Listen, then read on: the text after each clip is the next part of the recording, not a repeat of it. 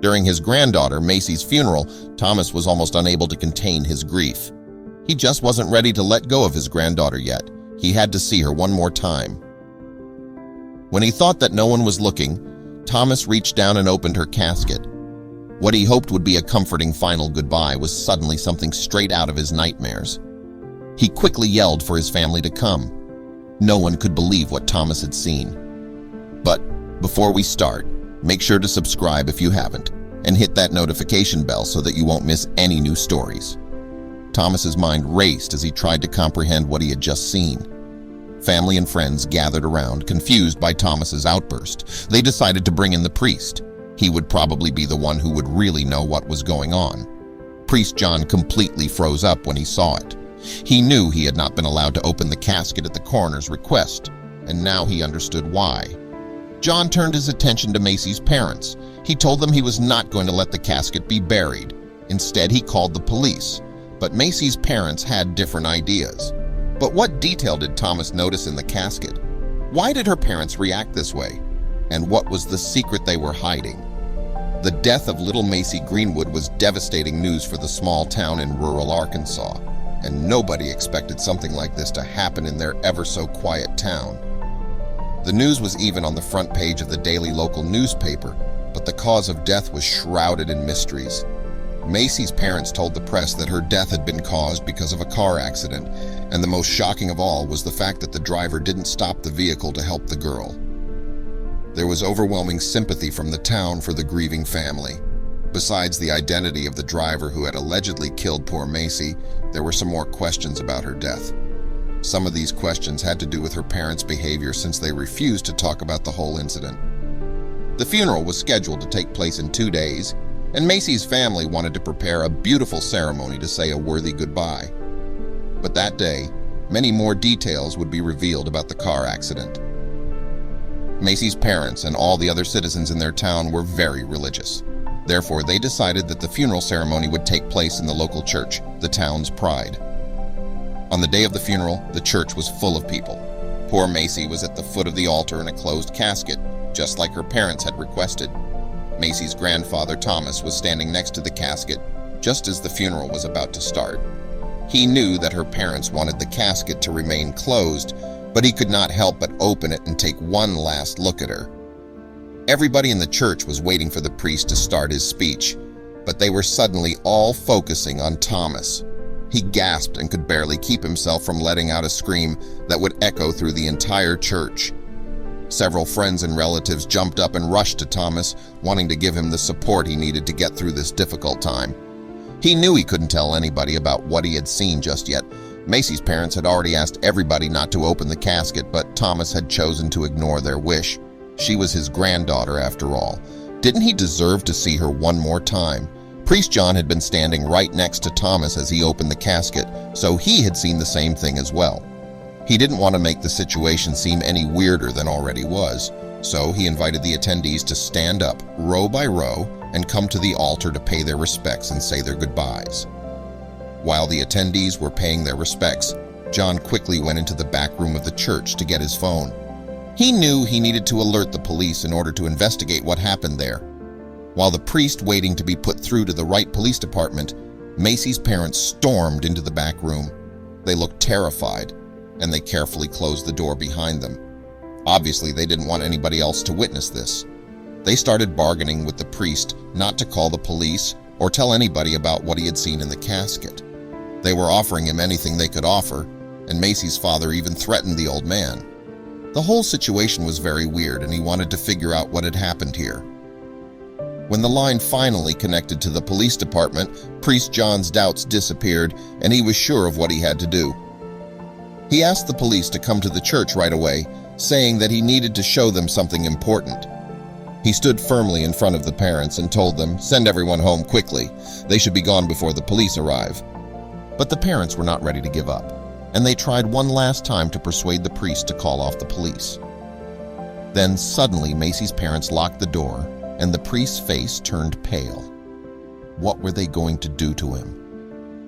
Priest John suddenly felt like he couldn't breathe. He was having a panic attack. The parents couldn't help but feel sorry for the priest. After all, he was an old man and they weren't bad people. Or well, that's what they wanted him to think. They offered him some water, but when he wasn't paying attention, they slipped something into his drink. After that, the priest fell asleep, and he would wake up soon after, somewhere unexpected. Macy's parents dragged the priest to a back room with several empty coffins. They put him inside one of them and closed it, making sure to hide him from his assistants and the police. They knew they didn't have much time until he would wake up, and they needed to hurry. It was now or never. They wielded their daughter's coffin through the church's back door and loaded it into a funeral car. As they drove off, the priest came running through the back door. He had managed to escape from the coffin. But when they drove around the corner of the street, they were greeted by something horrible. They heard the sirens of the police cars from a distance. They were coming straight at them. They had no time to turn the car around anymore, so they parked their car and waited for it to be over. The priest had caught up with them and was angrily knocking at their window right now. How could they have done that to him? The priest yanked the key out of the ignition. They were not getting away a second time. Macy's parents could now see the police cars driving up the street toward them. They tried so hard to conceal their secret, but it was all for nothing. It was over for them. The police officers took Macy's coffin back inside the church and wanted to talk to each parent alone. The police took Macy's mother first. They escorted her to a little back room and sat her down. Macy's mom asked for a lawyer and kept her mouth shut. If only Macy's father had done the same. He started sweating as soon as the officers called his name. It was obvious that he was hiding something. The officers took advantage of his nervousness. They started the interrogation pretty rough. Then, before realizing what he was doing, it was too late. The words were flying out of his mouth and he couldn't stop himself. Buck and Fred looked at each other in silence. Macy's father tapped his foot on the ground, nervous for their reaction. Almost every outcome had gone through his head, and none of them had a happy ending. When the officers looked back, they burst into laughter. "All right, buddy, great story, but you need to tell us the truth." The officers didn't believe Macy's father's story. The officers told Macy's parents they had to look inside the coffin. That was the only way to get the truth out. But when Fred went to get the coffin, he came back empty-handed. "The coffin is gone," he said. He looked at his partner in disbelief. "How is that possible?" The officers handcuffed Macy's parents to their chairs. They walked out the door, wanting to investigate, but the church is massive. The coffin must be on the ground floor. You can't go downstairs with it. They decide to split up. Buck went to the back of the church and Fred to the front. He walked as silently as he could, gripping his gun on his belt. He opened the door slightly, just enough to see what was happening on the other side. Someone was standing over Macy's coffin. "Put your hands where I can see them," he shouted, "and turn around slowly." The man over Macy's coffin froze. He put his hands up in the air and turned around. "Hello, Buck," he said. "Nice to see you again." Buck couldn't believe his eyes. He dropped his gun and stood there, confused for a second. Then Fred came running through the door. "Stand down, Fred," Buck said. "I know this man. Who are you then?" he asked the man. Buck answered for him. "This is Jack, my old partner. He quit the LAPD last year to join the FBI." He noticed Jack was holding something in his hand. He nodded at Buck to look at it too. Buck noticed Jack wasn't wearing his FBI badge. "Does your bureau know that you're here?" Buck asked. Jack didn't reply. Buck and Fred took Jack to the room with Macy's parents. They expected to see surprised faces, but that wasn't the case. Macy's parents looked at Jack with disbelief. It almost looked like they were disappointed to see him. Then they started talking to each other. Jack apologized to Macy's parents. He failed them. Buck and Fred demanded an explanation. Jack started talking.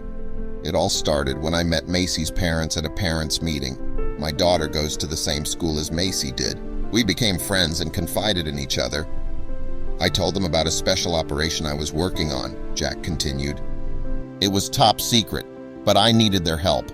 I was tailing a notorious bank robber at that time and had to hide some evidence." Buck and Fred listened carefully. "Macy came over one day to play with my daughter. I wasn't paying attention. Then suddenly Macy was gone. I thought you guys came over and picked her up, but when I saw the news the following day, I knew that wasn't true. I searched your house to find the evidence I gave you to hide, but when I couldn't find it, I knew you guys took it with you." Jack opened his hand and revealed a disc. FBI was drawn on the top with big letters. Macy's parents had hidden the evidence in Macy's coffin. They thought no one would ever be able to find it then. But they were wrong. Macy's parents also confessed the whole thing to Thomas, and he was relieved to find out the truth. He forgave them immediately, and they planned a new date to hold Macy's funeral. Luckily, nobody else found out about their secret, and they knew Thomas would keep it safe as well. Life went on, and their bond became stronger than ever.